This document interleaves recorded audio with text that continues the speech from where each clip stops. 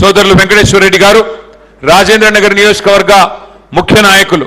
నేను ఒకరి పేరు చెప్పి ఒకరి పేరు చెప్పకపోతే అందరు ఫీల్ అవుతారు. మా కార్పొరేటర్లు ఉన్నారు, మాజీ ఎంపీపీలు ఉన్నారు, మాజీ జెడ్పీటీసీలు ఉన్నారు, సింగిల్ విండోల అధ్యక్షులు ఉన్నారు, మరి డివిజన్ అధ్యక్షులు ఉన్నారు.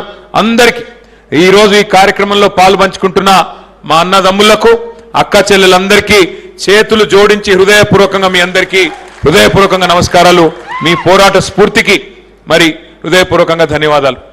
ఇవాళ ఆ ఓఆర్ఆర్ దిగి ముందుకొస్తుంటే అక్కడి నుంచే మీ రాజేంద్ర నగర్ జోష్ అంతా ఇలా కనబడ్డది మాకు. నేను సబితక్క కలిసి వచ్చినాం. వచ్చేటప్పుడు అదే మాట్లాడుకుంటూ వచ్చినాం.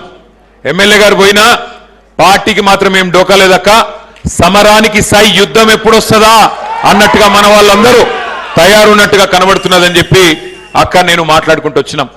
ముఖ్యంగా నచ్చింది ఏమంటే ఉడుకు రక్తంతో ఉరకలెత్తే ఉత్సాహం ఉన్న యువత ఇవాళ రాజేంద్ర నగర్ లో అక్కడి నుంచి ఇక్కడ దాకా బ్రహ్మాండంగా మాతో పాటు కలిసి కదం దొక్కి ఇక్కడ దాకా తీసుకొచ్చినందుకు మీకు ధన్యవాదాలు.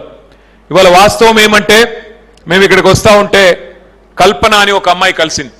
పక్కనేదో షాప్లో పనిచేస్తున్నట్టుంది. ట్రాఫిక్లో మా బండి ఆగిపోతే వచ్చి ఇట్లా అద్దం కొడితే తలుపు తీస్తే అమ్మాయి కళ్ళల్లో నీళ్లున్నాయి.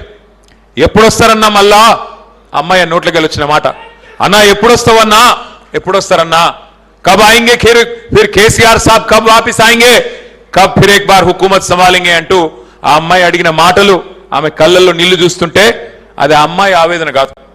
ఇవాళ రాష్ట్రంలో కాంగ్రెస్ ప్రభుత్వం చేతిలో దగాబడ్డ ప్రతి బిడ్డ, రైతు బిడ్డ కావచ్చు, లేదా ఒక సామాన్య మహిళ కావచ్చు, లేదా ఒక పెద్ద మనిషి కావచ్చు, 2 లక్షల ఉద్యోగాలని చెప్పి మోసపోయిన తెలంగాణ తమ్ముళ్ళు చెల్లెలు కావచ్చు, ప్రతి మనిషి గుండెలో ఇలా ఒక్కటే ఉన్నది నినాదం, కాంగ్రెస్ పోవాలే, కేసీఆర్ రావాలే, కాంగ్రెస్ పోవాలే.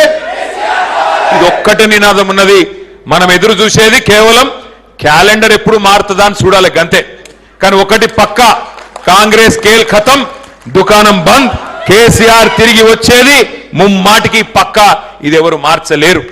ముఖ్యంగా మీరున్నంత కాలం, మీరు గట్టిగా నిలబడ్డంత కాలం, ఏ ఎమ్మెల్యే ఎటు పోయినా, ఎవరు ఎక్కడ పోయినా, ఎంత పెద్ద నాయకులు గోడలు దుంకినా రాజేంద్ర నగర్ లో మళ్ళీ తిరిగి ఎగిరేది ఇదే గులాబీ జెండా అనే మాట నేను మీకు విజ్ఞప్తి చేస్తా ఉన్నా. ఎందుకు అంటే ఇవాళ కాంగ్రెస్ అధికారంలోకి అయితే వచ్చింది.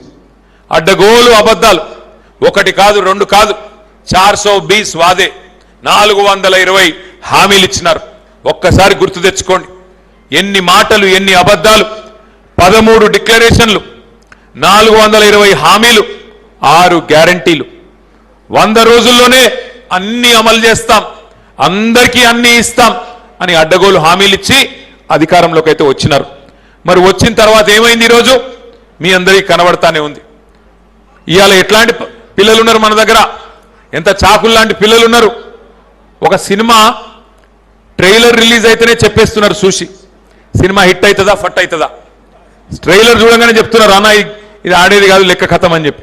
మరి ట్రైలర్ చూడంగానే చెప్పే పిల్లలున్న ఈ జనరేషన్లో సినిమా ఫస్ట్ హాఫ్ అయిపోయింది, ఇంటర్వెల్ అయిపోయింది. అప్పట్లో ఒక సినిమా వచ్చిండే అర్జున్ రెడ్డి అని, సూపర్ హిట్ అయింది. కానీ ఇప్పుడు వచ్చిన cinema Revanth Reddy, utter flop disaster. First half interval అయిపోగానే ఎక్కడో తల పట్టుకొని కూర్చున్నారు, ఎప్పుడు పోతాడరా నాయన అయినా అని.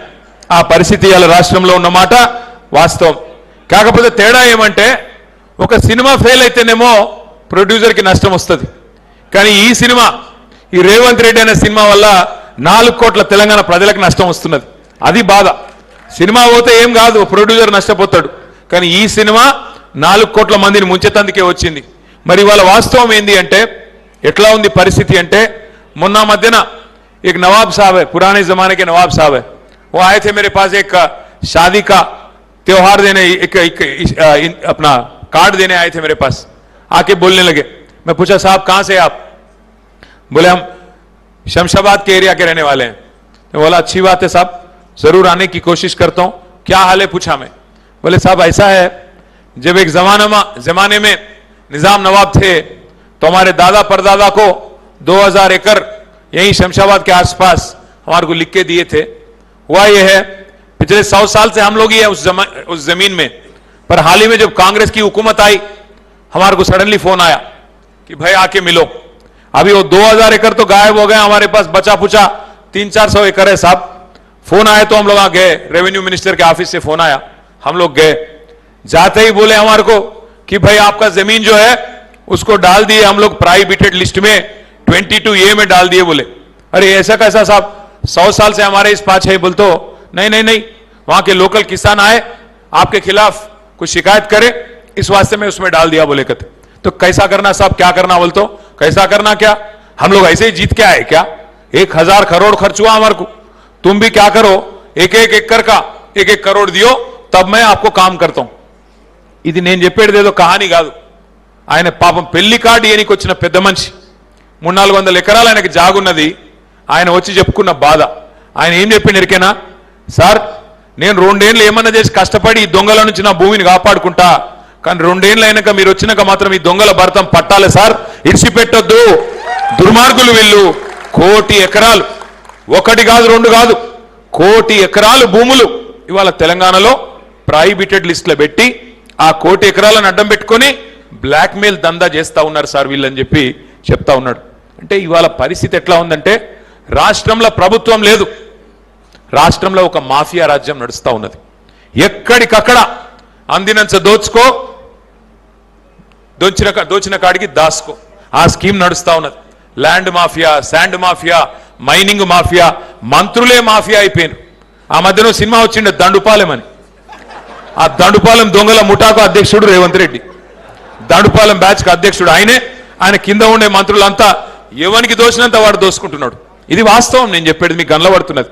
వట్టినాగులపల్లిలో మేమందరం కలిసిపోయినాం, అందరం ఎమ్మెల్యేలు ఎంపీలు కలిసి.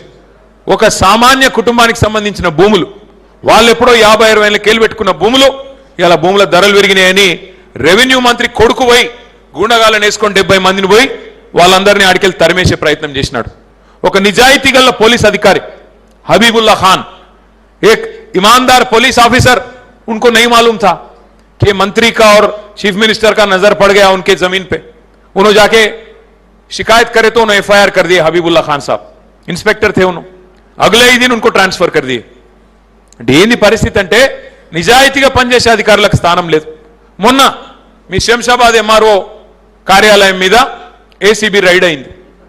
ఏమైంది? ఏసీబీ రైడ్ అయితే 180 ఎకరాలు శంషాబాద్ MRO కార్యాలయంలో 180 ఎకరాల సీలింగ్ భూమి ప్రభుత్వానికి చెప్పకుండా కాంగ్రెస్ ముఖ్యమంత్రి కనుసన్నల్లో డైరెక్ట్ గా 180 ఎకరాల సీలింగ్ భూమిని ప్రైవేట్ వాళ్ళకి రాసిచ్చినారు. ఏం జరిగింది దానివల్ల?